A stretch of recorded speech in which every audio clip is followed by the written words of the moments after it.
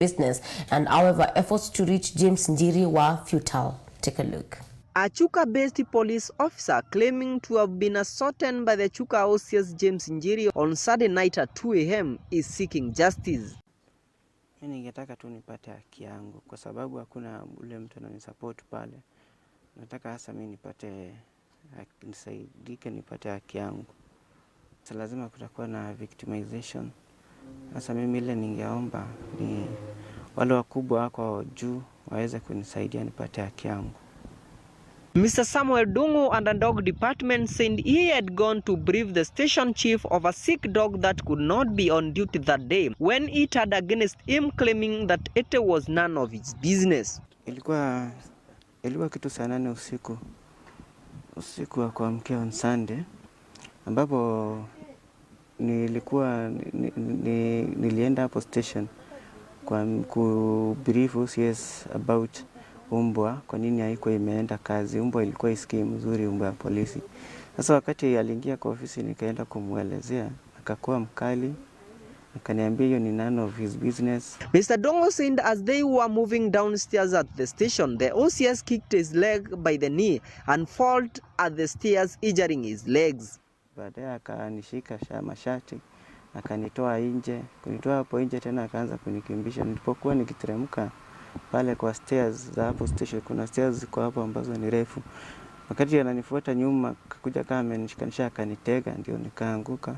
Ndio mguu ikakuwa sijui ni fracture, lakini venye nikapelekwa general, kuna marafiki walikuwa hapo maraia. After he was rescued by some of his friends and taken to Chuka Referral Hospital, a scan conducted showed there was some fractures and dislocation on his right leg knee. Ndio nilipoenda huko nikafanyiwa first aid, nikaambiwa mpaka ningojee daktari wa mifupa. So nirudi the following day. Sasa leo ndio nimeenda general. Kuenda general wakaniambia mpaka niwekwe plate kwa hiyo magoti. However, efforts to reach James Njiri were futile, where Chuka Police OSPD Joseph Kavo sent the officer and trying to escape arrest, alleging he had absconded his duty, as County Police Commander Chief Batu declined having any information of the matter. Martin Mugambi, DestinyTv, Tharaka Nithi County. The Machakos Governor Alfred Mutua has ordered the closure of all bars and entertainment joints next weekend to allow the census exercise to proceed unhindered. Mutua said the entertainment joints should be closed from 6 a.m. to Saturday until 6 p.m. the following day, while all markets and shops should close by 5 p.m. on Saturday and reopen at 9 a.m. the following day. Take a look. Census is important for allocation of funds and development funding. I urge those who work out of town to make arrangements and go back to their villages to be counted, because this will have an impact on the amount of money that we allocated in the future. For the next 10 years, we'll be judged by this time. The next 10 years will be judged by this time. These stoppages and closures are to give workers and others enough time to travel to their homes for the census activity. It is also important for security to ensure that people are at home and people are known where they are at that particular time. Bars and the so-called joints that predominantly sell alcohol or engage in entertainment to be closed from 6 a.m. Saturday, August the 24th until 6 p.m. Sunday, August the 25th. We want bars to be closed from morning of the 24th so that the whole of that day people are sober to make their way home, so that somebody is not in the trenches or drunk or confused and is unable to get home for census. And we want people to stay home, because you never know, the census may take a day or two, so that they are there at home the whole night, and the following day and journey they can go back to their business. They'll have been counted.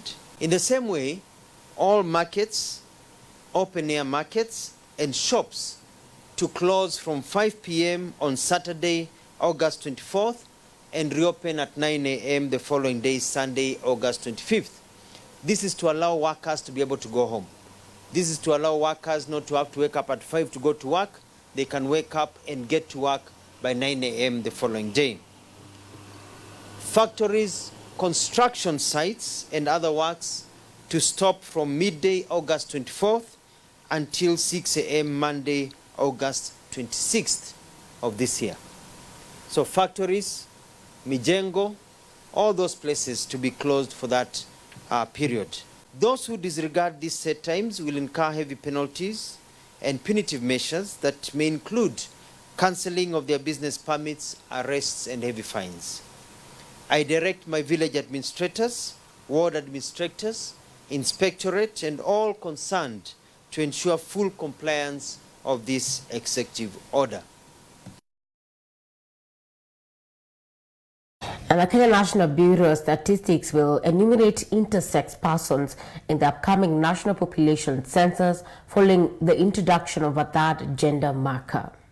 Kenya will be joining nations that are in the process of adopting intersex identity into law. Germany adopted the same in 2018, giving people an opportunity to register as intersex on birth certificates and passports. The population of intersex persons is currently estimated at about 700,000 persons. Previously, the Kenya National Bureau of Statistics only listed people as either male or female. The new marker was introduced by the Bureau in December last year after prolonged consultations. Intersex persons say they have been denied basic services like registering a bank account and are forced to decide between being male and female while registering. Other than being prone to dropping out of school, suicidal thoughts due to stigma and seclusion, conditions affecting intersex persons are not covered in medical insurance covers. Kenya National Commission of Human Rights Commissioner Judy Waruhiu says for the first time, the government will have factual data on intersex persons. She said the government will be able to plan accordingly for its population on matters health, education, and even the employment sector. The government will be seeking to know their level of education, where they work, physical disability if any, among other set of things. Intersex children have been deemed as taboo babies and have often been exposed to killings at the point of birth in many cultures, while others die at birth due to hormonal deficiencies. Among a set of human rights entitled to them, intersex persons should be searched upon arrest by a police officer of their choice, either male or female, and detained separately in a police station as provided in the National Police Service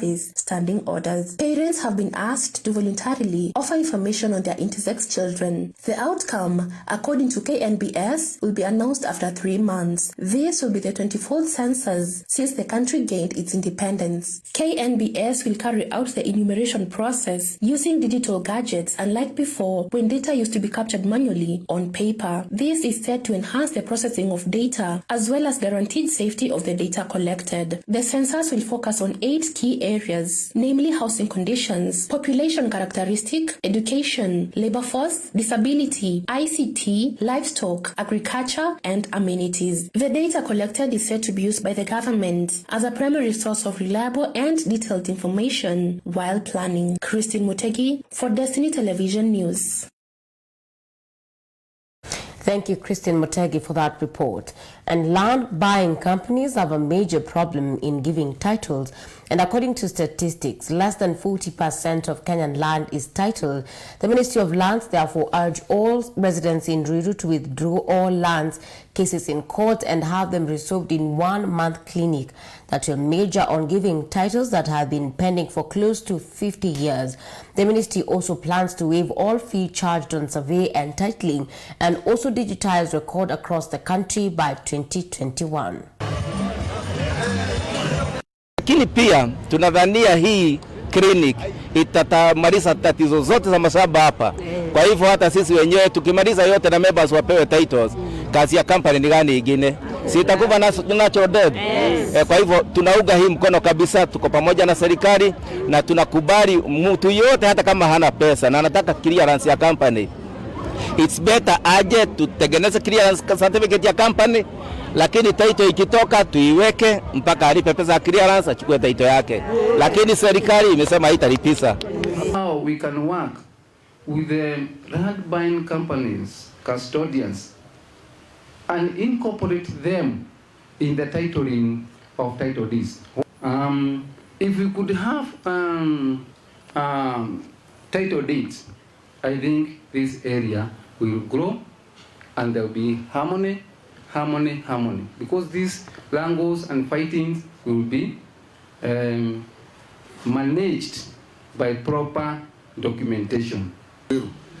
Kwa hivyo mtumie hii nafasi mutatue hii matatizo hasa ya land buying companies kisawasawa, na kama mtazembea mjue amri ikitoka hasa iwe taken over na Ministry of Lands, ule uwezo na nafasi ya kutatua yale mlionayo hamtaweza, sababu sasa wizara itafanya vile ilifanya Embakasi Ranching, kuhakikisha kwamba kila mtu amepata haki yake. Shida mengi ya mashamba, kero la shamba, tukasema tulete clinic hapa Ruiru, na hii ni ya pili tangu tuanze hii program. Tulianzia Naivasha. Your problem is half solved, because hao maafisa mimi nikirudi Nairobi nitawaacha hapa mpaka watatue matatizo yenu ya mashamba. Haiwezekani kwamba miaka karibu 60 tangu tupate uhuru kama wa Kenya, bado wananchi wetu hawana hati ya kumiliki mashamba. Wa land buying companies wako hapa. Ni land buying companies walinunua shamba wakauzia wananchi, lakini wananchi hawana vyeti vya kumiliki mashamba. Sasa tutashirikiana sisi sote. Sasa kama mko na makesi kidogo kidogo, kama si ile kubwa kubwa, tutoe kotini, tukae, tujadiliane, tutatue ili tuweze kusajili hizi shamba zenu. Mheshimiwa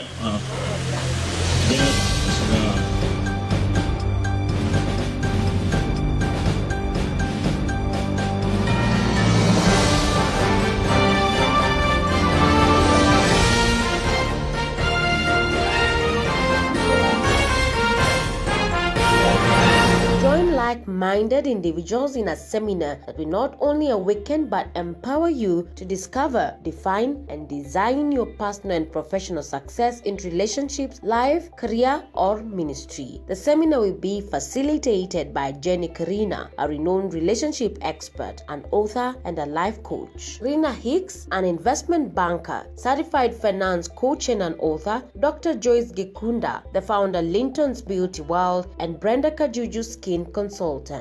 The event will take place at Gatimene Gardens, Meru on Saturday, the 7th of September 2019 from 9 a.m. to 5 p.m. at a fee of 3,000 Kenya shillings only, inclusive of meal. Jenny Karina will also be preaching at Jesus House of Praise Mega Tent on Sunday, the 8th of September 2019. Design your life with Jenny in partnership with Linton's. Make a date and don't be late. Welcome to Karumo Technical Training Institute, an institution of outstanding technical vocational educational training and innovation. We offer quality courses in diploma, certificate, and artisan levels in various departments including building and civil engineering, electronics and electrical engineering, quantity and land surveying, ICT, business management, accounts, agriculture, beauty and cosmetology, food and beverage, catering and accommodation, human resource management, procurement and supplies chain. Join us this September as we provide holistic and vocational educational training programs for self-reliance, community development and global competence. We are located along Meru Maua Road, 3 kilometers off Kwa Amos Junction. For more information, contact us on 0705 636 443 or email us via info@karumotti.ac.ke. Visit our website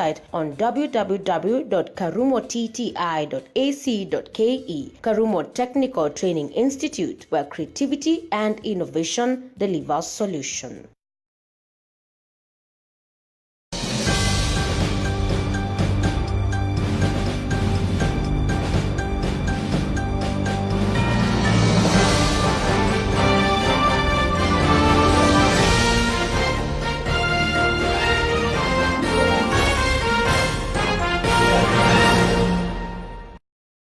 Welcome back and thank you for staying tuned.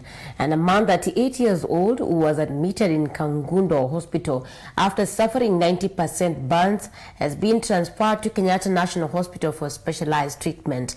This comes after the man sustained 90% burns following a house fire. Thaddeus Nzivo Musau, a casual worker from Kalandini village of Matungulu sub-county, was rescued by neighbors who broke into his house and snatched him after fire and engulfed it early Sunday morning.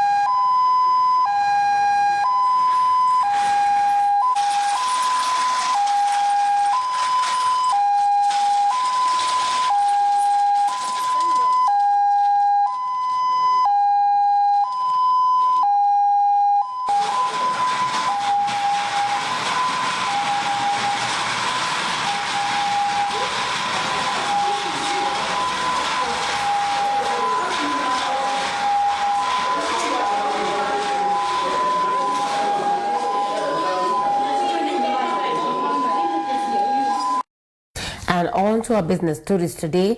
The Central Bank of Kenya has warned citizens against unauthorized foreign exchange trading as analysts ask for a ban on third-party payment service providers handling unapproved currency trades. The warning comes 2 years after strict rules to protect consumers took effect. And Joyce Obure asked this report. The CBK warned of the unlicensed and unregulated online foreign exchange dealers and platforms and urged Kenyans to only deal with genuine and licensed financial institutions and entities. The regulator urged consumers to check the licensing status of dealers from the CBK website www.centralbank.go.ke. In 2017, new rules took effect requiring Kenyans online currency traders to obtain a license from the Capital Markets Authority. Sources, however, many rogue firms have refused to seek license, exposing users. An official say the business is not illegal, but it requires approval. It means clients must be informed about the risk, investing experience, leverage limits. The trader or dealer must be fit and proper, should be formally admitted into a trading platform like LIFFE, who sought anonymity to speak freely. To effectively rein in these rogue firms, analysts urged CBK to issue a decree warning third-party payment service providers not to handle unapproved currency trading. Deepak Dave of Riverside Capital say that one smart move might be to stop banks accepting instructions to transfer money to these brokers, who added that there was a precedent in the late 90s when pyramid schemes started. The CMA, the capital markets regulator, earlier estimated about 50,000 people, including brokers, dealers and money managers, are in the business and are mainly using offshore platforms that are not overseen by Kenyan regulators to offer the service. And still on business, Kenya is hoping to benefit from the current standoff between India and Pakistan to push the 16% share that New Delhi supplies to Karachi. East Africa Tea Traders Association said Kenya has an opportunity to raise its exports to Pakistan, which is the leading buyer of the local beverage, whose numbers have been going down of late.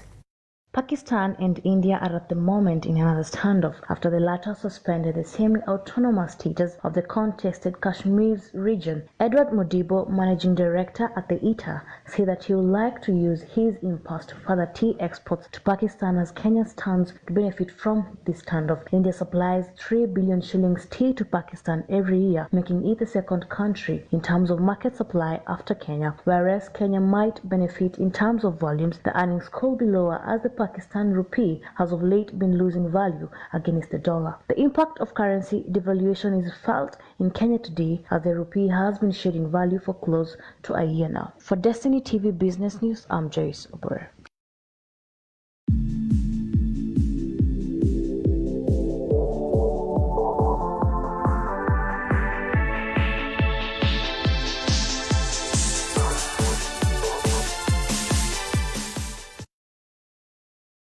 And onto a sports story. Gor Mahia edged Bandari 1-0 to lift the 2019-2020 Kenyan Premier League Super Cup, while Leicester City deny Lampard's Chelsea first win at Stamford Bridge. John Javakanya has more from the World of Sports. Lawrence Juma was the hero at Kenyatta Stadium in Machakos on Sunday afternoon, scoring the all-important goal as Gor Mahia edged Bandari 1-0 to lift the 2019-2020 KPL Super Cup. Despite lifting the curtain raiser trophy, goal players had to contend with the trophy and medals, but no cash token owing to the tough financial crunch ravaging Kenya Premier League sports. Elsewhere, Kenya's junior football team thumped Sudan 4-0 in their second match of the Sekafa Under-15 Championship played on Sunday in Asmara, Eritrea. Kevin Wangaya bagged a brace in the 12th and the 24th minutes, with Joseph Monala netting the third in the 27th minute to see the junior stars go back to the dressing room at halftime with a healthy 3-0 lead. Jill Arel added the fourth shortly after resumption to make it 4-0. This was their second win in 2 matches following their opening day